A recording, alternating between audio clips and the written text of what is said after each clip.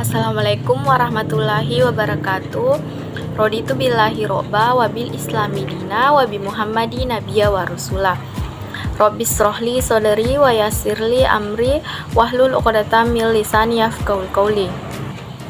Alhamdulillah, puji syukur kehadirat Allah Subhanahu wa taala atas rahmat dan hidayahnya lah sehingga kita masih diberi kesehatan. Baiklah, di sini kami akan menjelaskan mengenai fungsi kritik sastra. Sebelumnya, perkenalkan nama saya Nurul Amelia, NIM 09115802200002.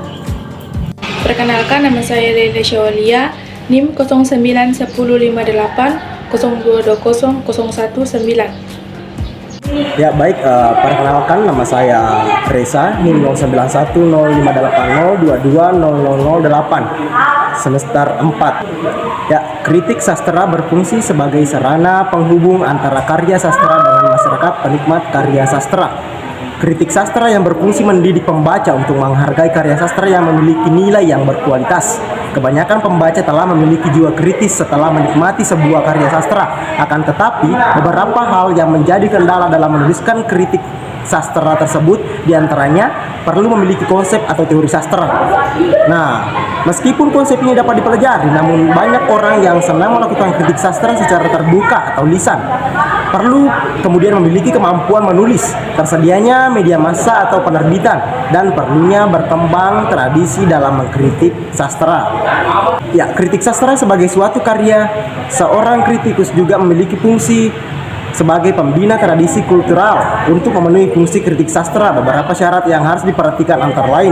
Ya, yang pertama itu harus berupaya membangun dan menaikkan tingkat kehidupan seseorang.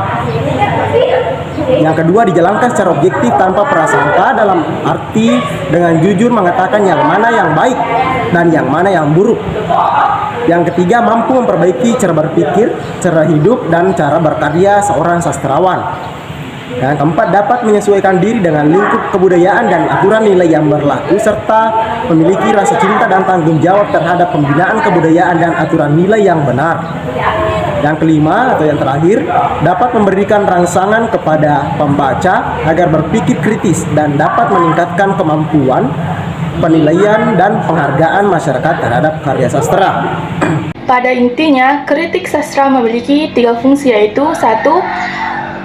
Fungsi kritik sastra bagi keilmuan sastra.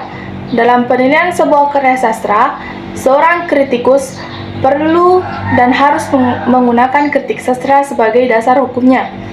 Akan tetapi, kritik sastra tidak hanya menilai, tetapi juga menganalisis dan atau dalam hal lain sebagainya, yang termasuk di dalamnya adalah pendefinisian, penggolongan, pengkiasan, penguraian, dan penilaian atau evaluasi. Kritik sastra merupakan penguraian unsur-unsur karya sastra berdasarkan teori sastra, apakah bernilai atau tidaknya, memiliki kualitas seni atau tidak, kemudian mempertimbangkan seluruh penilaian yang menjadi kesatuan erat. Barulah seorang kritikus menentukan karya sastra itu bernilai tinggi, apakah sedang, kurang, atau tidak bernilai. 2. Fungsi kritik sastra bagi perkembangan kesusastraan. Dalam menilai sebuah karya sastra, kita menjelaskan tentang diantaranya penggunaan bunyi, gaya bahasa, dan sebagainya. Pikiran lain di luar unsur karya sastra yaitu nilai psikologi atau jiwa, pandangan hidup, dan filsafat. 3. Fungsi kritik sastra bagi masyarakat. Khususnya masyarakat umum yang tidak mengetahui dan menguasai teori sastra, kritik sastra berfungsi dan berperan sebagai mediator antara pembaca dan karya sastra, yang dimana kritik sastra menjelaskan secara keseluruhan hal-hal yang bersangkutan dengan karya sastra tersebut. Selain itu, kritik sastra juga secara tidak langsung menggugah pembaca untuk menjadi seorang kritikus, meskipun kritiknya tidak merupakan tulisan ilmiah ataupun hanya sebuah resensi. Pengetahuan pembaca yang bertambah tentang teori sastra, dengan tidak langsung pembaca akan mengungkapkan karya ini baik dan karya itu buruk. Secara sederhana, kritik sastra memiliki fungsi sebagai berikut.